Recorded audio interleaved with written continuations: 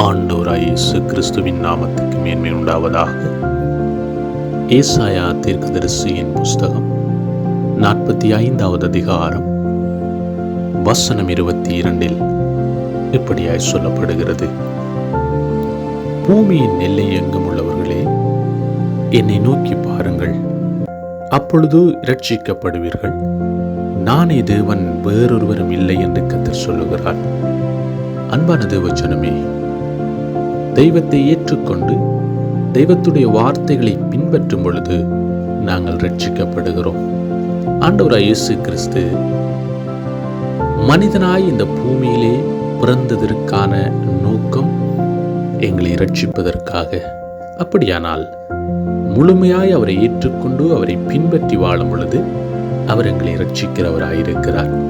ஆண்டவராய் இயேசு கிறிஸ்து உங்களை ஆசீர்வதித்து உங்களை பாதுகாப்பாராக. God bless you.